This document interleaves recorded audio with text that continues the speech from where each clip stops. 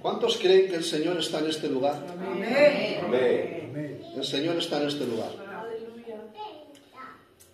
Tenía varios pensamientos, hermanos, antes de salir de casa, una lucha interna, pero lo voy a lanzar en fe y sé que, como ha dicho el tío, el Señor nos va a hablar.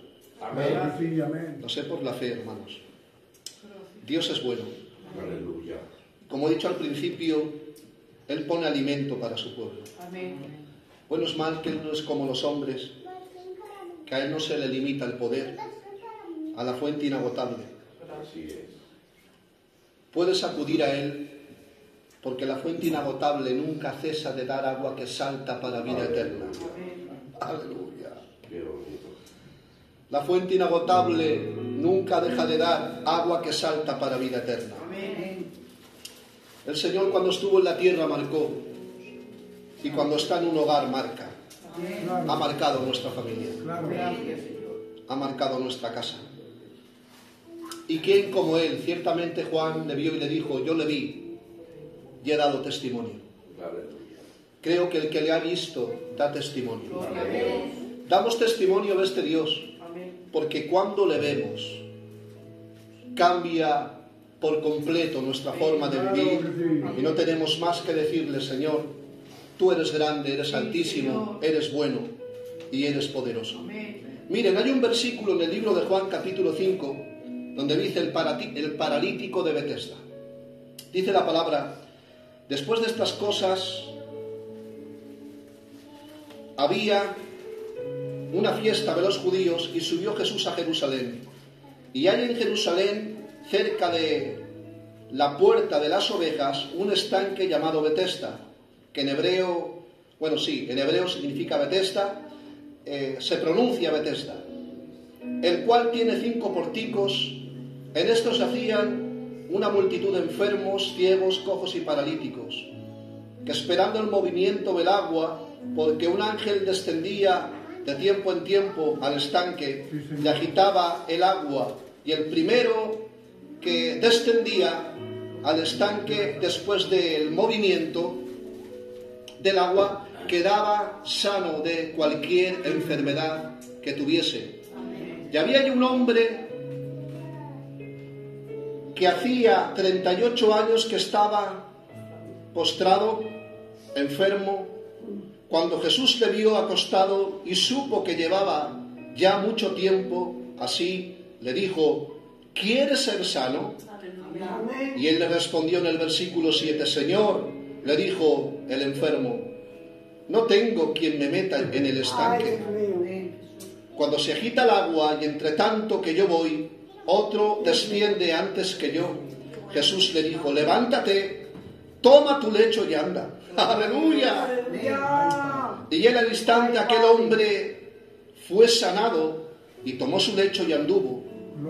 Y en el día de reposo anduvo. Era aquel día de reposo. Amén. Gloria a Dios por esta escritura. Aleluya. Había un estanque llamado Betesda. En hebreo se pronuncia Betesda, pero significa casa de misericordia. La palabra Betesda significa casa de misericordia. Y dice la Biblia que tenía 5 pórticos donde entraban las ovejas. Y la palabra del Señor dice que yacía muchos enfermos, cojos, ciegos y paralíticos. Y dice la Biblia que de vez en cuando, en tiempo, descendía un ángel y removía las aguas de ese estanque. Y dice la palabra que el primero que descendía al estanque quedaba sano de su enfermedad. Amén. Y hemos leído que había un hombre que llevaba 38 años postrado, enfermo, en su lecho, y que cuando él quería descender, otro se adelantaba. Y 38 años estaba postrado. Y dice la Biblia, y pasó Jesús por ese lugar, y le dijo: ¿quieres ser sano? Amén. Y le dijo él: no tengo a nadie que me meta en el estanque, porque antes de que yo descienda, viene otro y queda sano. Amén. Y le dice el Señor: toma tu lecho y anda. Amén. Esta es la historia. Amén. Y me llamaba la atención, hermanos, este sencillo sentir, que voy a estar breves minutos, pero les va a hacer bien. Un estanque llamado Betesda, ya habían muchos enfermos, ciegos, cojos y paralíticos que esperaban el movimiento de las aguas. El movimiento de las aguas la esperaban los que estaban ciegos, cojos y paralíticos. Y dice el verso que descendían antes que el que estaba paralítico, que el que hemos leído. ¿Cómo es posible que un ciego sepa dónde está el estanque? ¿Cómo es posible que un cojo pueda caminar hacia el estanque? ¿Y cómo es posible que un paralítico pueda descender al estanque? Había ciego, cojos y paralíticos. Dependían del estanque para ser sanados. El estanque representaba que un ángel descendía de vez en cuando y removía las aguas, y el primero que descendía quedaba sano. Pero solamente valía para una sanidad. Es decir, había más enfermos, pero solo el que se sumergía en el agua quedaba sano. Es decir, ese estanque tenía límites y solamente podía ser sano un enfermo. Pero bueno es mal, hermanos, que apareció por ese lugar el que no es estanque. ¡Gloria! Apareció por ese lugar el que es la fuente inagotable, al que no se le acaban los recursos, aquel que tiene la capacidad de que con una palabra le baste para decir: levántate y anda. El estanque, hermanos, solo podía sanar a un enfermo, pero mi Cristo aún sigue sanando a los enfermos. ¡Aleluya! ¡Aleluya! Movía de vez en cuando el estanque y se removían las aguas. Y los cojos, ciegos y paralíticos dependían del estanque. Y hago yo una pregunta y me venía, hermanos míos, a mi mente. Y me decía el Señor: ¿de qué dependemos? ¿De la fuente inagotable o de un pequeño estanque? Gloria a Dios. Me decía el Señor: la administración de los hombres son pequeños estanques, que de vez en cuando puede sanarse uno. Gloria a Dios. Pero la fuente inagotable, aquel, hermanos, que no tiene principio ni final. Estos esperaban a un mover de un ángel que descendía. Santo eres, Jesús. Mas un encuentro personal con Cristo cambió la historia de este hombre. De vez en cuando descendía, se movían las aguas y el primero que descendía era sano. Amén. Qué bonito. Amén. La palabra Betesda significa casa de misericordia. Amén, Dios. ¡Qué casualidad que se llame casa de misericordia, que lleva un hombre 38 años postrado y que nadie le ayuda a descender? Gloria a Dios. Bien, gloria. ¡Qué bonito nombre tenía! Casa de misericordia. Amén. ¡Qué bonito título! Amén. Pero ¿quién ayudaba a aquel que estaba paralítico? 38 años postrado. ¿Os imagináis aquellos que ya habían descendido, ya habían sido sanados? ¿Por qué no tomaron del lecho de este paralítico y cuando descendía el ángel removió las aguas y le ayudarían a descender? No le ayudaron. ¿Sabes qué me dijo el Señor? Porque cada uno miraba por su propio beneficio. Claro. Sí, Señor. Y esto es lo que contemplan los sistemas de los hombres. Cada uno mira por su propio beneficio. Pero ¿y el herido que tienes al lado? Gloria a Dios. Y el herido que está 38 años postrado y no tiene quien le eche una mano de misericordia. Oh, hermanos, ¿seremos como estos hombres? Que veremos a gente herida, 38 años postrado, y que no le echemos un cable de ayuda. Ay, Padre. Y es verdad. El estanque era removido, pero nadie le ayudaba a descender. Porque cada uno miraba por su propio beneficio. Hay algo, hermanos, que cuadra en lo escrito y dice: en los últimos tiempos habrán hombres amadores de sí mismos. Se acerca un intérprete de la ley y le pregunta a Cristo: ¿cuál es el mayor de los mandamientos? Y dice: amarás a Dios con todo tu corazón, con toda tu alma, con todas tus fuerzas. Y le dice el Señor, pero no hay un menor mandamiento: a tu prójimo como a ti mismo. Amén. Porque la gente se ama a sí mismo, bien sabe cuidarse el mismo, bien sabe mirar su beneficio, bien sabe mirar su, su comodidad, bien sabe mirar por los suyos. Pero cuando el prójimo está afligido, o cuando el prójimo pasa y está herido y nadie lo atiende, ¿qué acontecerá? Dice la Biblia, en estos dos mandamientos se cumple la ley y los profetas. ¿Qué quiere decir se cumple la ley y los profetas? En el decálogo de los mandamientos, Éxodo capítulo 20, hay 10 mandamientos de 613 mandamientos y preceptos y estatutos. Los deduce el Señor en 10. Y cuando viene al Nuevo Testamento le dicen 2. Con estos 2 vas a cumplir los 10 mandamientos. ¿Por qué?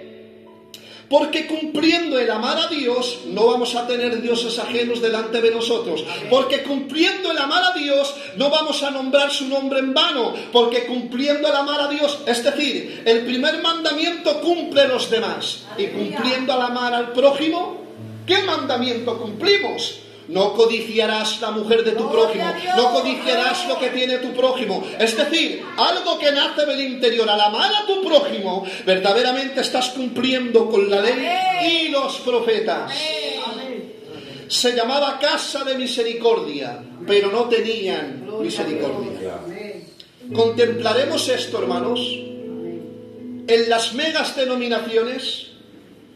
Casa de misericordia, pero oh que pronto acuden cuando el herido necesita un cable de ayuda. Pero bueno es mal que Cristo siempre aparece al encuentro, hermanos. Él no es como los hombres. Cojos, ciegos y paralíticos. Y vamos al ámbito espiritual. Y me decía el Señor, cojos, ciegos y paralíticos. ¿Hay enfermedad espiritual? Sí. Lo mismo que hay una enfermedad terrenal, o mejor dicho, material, física, hay una enfermedad espiritual. ¿Qué enfermedad espiritual? Los que dependen del sistema y de los estanques están enfermos espiritualmente. Los que dependen de los sistemas y los estanques están enfermos espiritualmente. Necesitan el remover de las aguas para que haya un milagro. Necesitan una visita para que haya un milagro. Necesitan que alguien les llame por teléfono para que haya un milagro. Esto interpreta una administración que no proviene de la propia mano de Dios. Amén. Sí es verdad que a veces se quedaban sanos los enfermos, pero la gran diferencia entre los que se mojaban y los que se encontraban con Cristo era lo que Dios me decía. Los que se habían sumergido en el estanque, no dice la Biblia que caminaran. Pero hemos visto, hermanos, escuchad, antes de llegar allí, el Señor viene y dice la Biblia, había un hombre de 38 años postrado. ¿Os imagináis? Un año, desciende un ángel y él allí en su lecho sin poder caminar ni andar. Y ve cómo los demás se sanan y él se queda en su lecho. Otro año ve que los ciegos son sanados por causa del estanque. Otro año, así hasta 38 años postrado. Cuando se acerca a Cristo, le hace una pregunta que es obvia. ¿Qué quieres que te haga? ¿Cómo le preguntas a un paralítico, Señor, que qué quieres que le haga? No entiendo esta pregunta. ¿Cómo le preguntas a alguien que está ciego qué quieres que te haga? No lo entiendo. ¿Cómo es posible? Si lleva 38 años postrado, lo normal es que quiera ser sanado. Lo normal es que quiera levantarse y caminar. ¿Por qué le pregunta a Cristo qué quieres que te haga? Porque hay gente que está coja y no quiere caminar. Hay gente que está ciega y no quiere ver. Hay gente que está paralítica y no quiere andar. Y Dios pregunta, ¿qué quieres que te haga?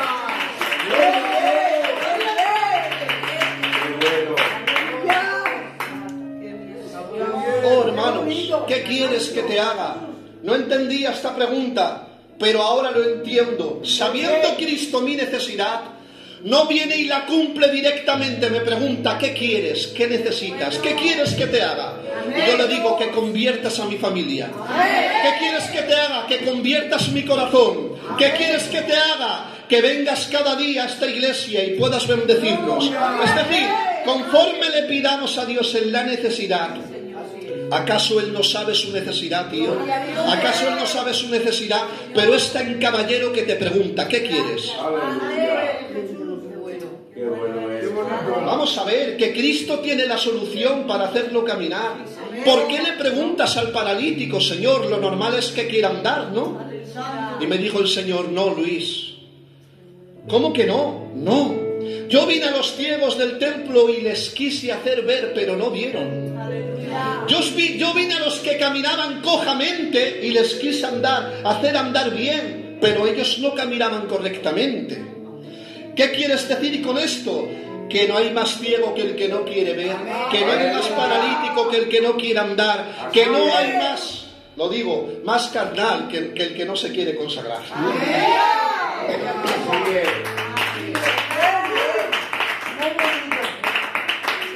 Qué bien. Qué bien. ¿Qué quieres que te haga? Y ahora él le responde con la mente del sistema. No tengo a nadie quien me meta en el estanque.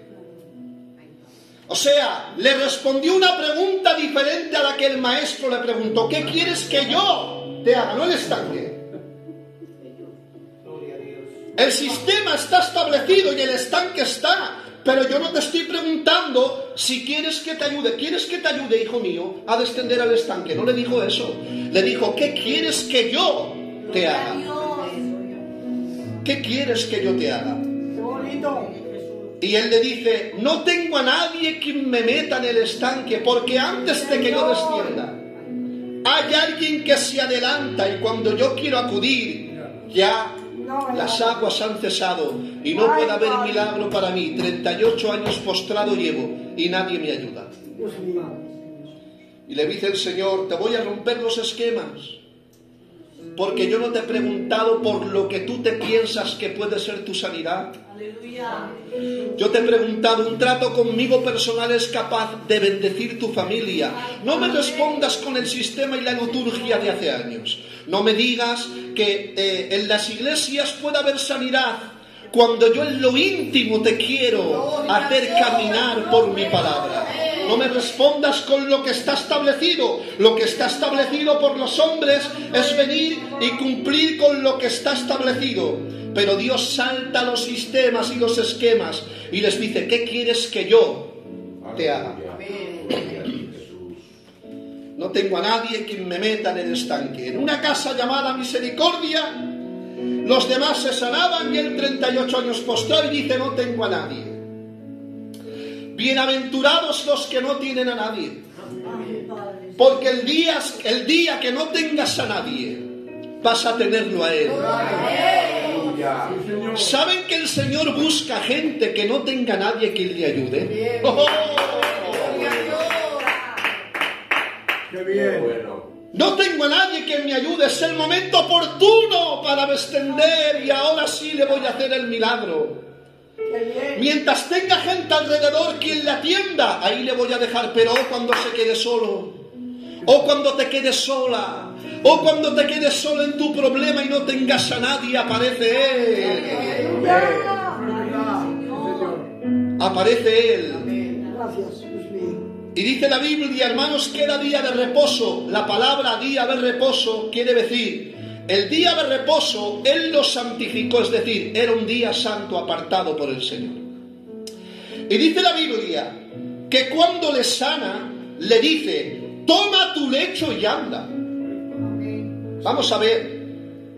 Señor, ha estado 38 años postrado en un lecho y le haces coger el lecho y que ande. Tenía que haberle dicho, deja el lecho y anda. Le dijo, toma el lecho. Qué bueno. Qué bueno. ¿Por qué le mandas a tomar el lecho en el cual ha estado esclavizado 38 años? Dios mío. Si puede caminar, ¿para qué necesita el lecho? Le dice, toma tu lecho y anda. ¿Cómo es posible? Y me dijo el Señor: Luis, para que recordara por el hecho que este milagro no ha provenido de los hombres ni del estanque, ha venido por una causa. Amén. Recuerda tu pasado, de dónde te sacó Dios. Aleluya. Bien. Qué bonito. ¿Saben, hermanos, que a mí me ha tenido un lecho muchos años postrado? El lecho de mis pecados, el lecho de mis debilidades, el lecho de mis transgresiones, el lecho de haberle ofendido. Ese lecho ha venido durante años persiguiéndome y no podía caminar, estaba paralítico, incapacitado. Esperaba el movimiento de los hombres, a ver si cuentan conmigo. Nada, de vez en cuando un ángel y no pasa nada. Pero Él me dice: toma el lecho y anda. ¿Por qué? Para que recuerdes tu antigua vida. Y recordando que estuviste 38 años esclavizado a un lecho, seguramente que darás gracias y glorificarás al Señor, porque el lecho te recordará que solo hubo una causa por la cual caminaste: Muy bien. Cristo Jesús. Amén. Amén. Y esta era la palabra, hermanos, esta era la palabra. Escuchad. ¡Qué bonita! Muy bien. No he terminado. Bueno. Quedan 2 minutos. Esta era la palabra que decía, escuchad. Esta era la palabra: toma tu lecho y anda. Los paralíticos, cojos y ciegos que descendían al estanque, no dice la Biblia que andaran, pero Cristo, sanando al paralítico, le dice: anda. Y esto es lo que el meollo del mensaje. ¿Por qué Cristo lo hizo caminar? El milagro no es que quedara sano, el milagro es que Él caminara. Amén. El milagro es que Él caminara. Y Dios me ha dicho esto: el milagro es que caminemos. El milagro es que caminemos. ¿Caminamos o hemos quedado sanos y simplemente nos hemos quedado paralizados? Al que Dios sana lo hace caminar. Caminó. De los otros enfermos no se dice nada, pero del que Cristo sanó, caminó. Ahora bien, hermanos, Gracias porque todo lo haces bien. al caminar con su lecho, al ser día de reposo, dice que se manifestaron diciendo ese día de reposo, cuando le ven y le dicen: ¿quién te ha dicho que tomes el lecho y andes? Y dice la Biblia que él no sabía que era Jesús Nazareno el que le había dicho esto. Pero acontece algo. Dice que un día en el templo lo ve y señala: es él el que me sanó. Entonces supieron que era Jesús de Nazaret, el que en día de reposo le había dicho: levántate y anda. Vamos a ver, un día que Dios santifica, día de reposo, podían tener a los paralíticos postrados, pero no podían verlos caminar. Podían tener a los enfermos, cojos y ciegos en la puerta del templo, pero oh, como sana el maestro, se manifiesta el sistema. Sois capaces de mantener a la gente herida, enferma, en día que Dios ha santificado, pero cuando Dios sana os manifestáis. O sea, juzgáis en el día que Dios santificó al que camina. Es que el Evangelio está al revés. ¿Qué nos pasa? ¿Qué nos pasa, hermanos? Tenemos la mente al revés. Que en el día que tenemos que glorificar, caminar y dar voces a Dios de júbilo, eso lo juzgan. Pero si ven a los enfermos, a los pecadores, a los paralíticos, a los ciegos, a los leprosos, no pasa nada. Está al revés el Evangelio. Está al revés. Porque el sistema ha dicho que en día de reposo no se puede caminar. El sistema ha dicho que en día de reposo no se puede levantar, ni ir en busca de una oveja perdida, ni ir, hermanos míos, ni trabajar, ni poder hacer nada. Eso hacen los sistemas. Normalmente se tenían que alegrar, pero sin embargo se manifiestan contra la vida. Y les dicen: ¿quién te ha dicho que andes? Jesús de Nazaret. Y ahora dice la Biblia: entonces perseguían a Jesús y procuraban matarle.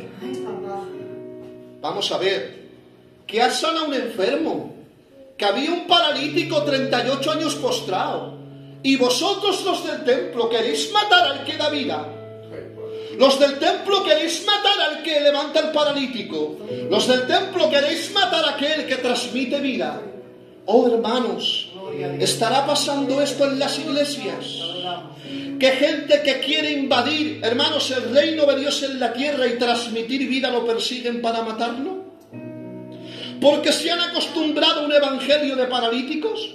Porque se han acostumbrado a un evangelio de ciegos y de cojos. Y porque necesitan un estanque para mover las aguas. Claro, cuando Cristo viene a romper el esquema del hombre, los sistemas no lo pueden soportar.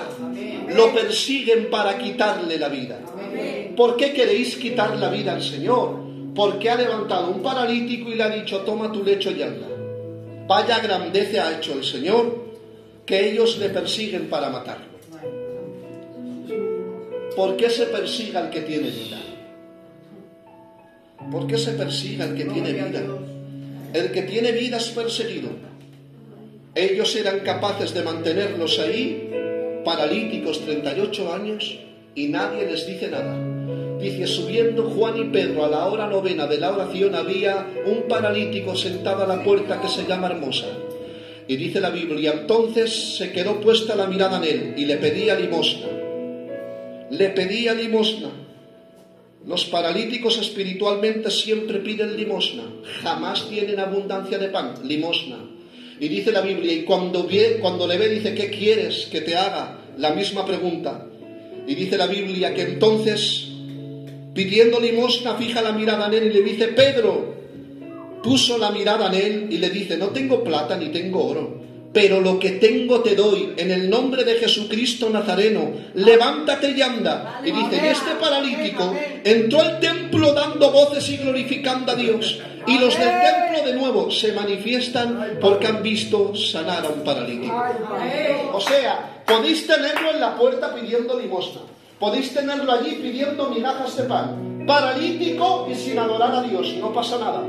Pero cuando viene la sanidad, cuando viene la vida, cuando viene un varón de Dios, cuando viene alguien que transmite vida y viene adorando a Dios, se manifiesta el templo. ¿Cómo es posible? En la que se tenía que llamar casa de misericordia, ¿sabes qué están haciendo? Están, hermanos, poniendo límites al que Cristo quiere dar vida. Oh, hermanos, al que Cristo quiere dar vida, ponen límites los sistemas. Y así está el Evangelio de hoy. Al que Dios quiere dar vida, quiere perdonar, quiere rescatar, quiere dar la abundancia, los sistemas se levantan diciendo: es día de reposo. Cuando el Señor dice la Biblia que el día de reposo lo santificó, lo normal es adorar. Pero es que ellos estaban acostumbrados a guardar el sistema y la liturgia sin tener vida en el templo. Por eso los que venimos con vida al templo, hermanos, siempre nos van a juzgar. Siempre nos van a juzgar. Establecido, esta iglesia no es del Señor porque no la ha fundamentado el hombre. Tiene que haber una cobertura, tiene que haber alguien delante, una cobertura de los hombres, sistemas. Sin embargo, Cristo mira y dice: al que lleva 38 años postrado, lo levanto, lo bendigo y vosotros os manifestáis. Al que Dios quiere transmitir vida. ¿Es que no hay más vida fuera del estanque? ¿O no está Cristo que da vida? Si Cristo da vida, ¿para qué dependo de todos los sistemas? Ve a la fuente inagotable, porque la mejor cobertura es la de Cristo. Oh, qué poca cobertura tuvo Cristo en la tierra, hermanos. Solamente la del Padre. Donde iba lo rechazaban. Los sistemas le decían: no caben en el templo, falso profeta. Pero él seguía haciendo milagros, teniendo vida, transmitiendo la vida de Dios, porque Dios, Jesús, no depende del templo ni de los sistemas. Depende de hacer la voluntad del Padre. Por eso sigue transmitiendo vida. a aquellos que lo necesiten. No te preocupes por lo que digan los demás. Los sistemas suelen manifestarse cuando hay vida. Cuando hay vida. Caminemos, tomemos el lecho y caminemos. Este es el milagro, hermanos.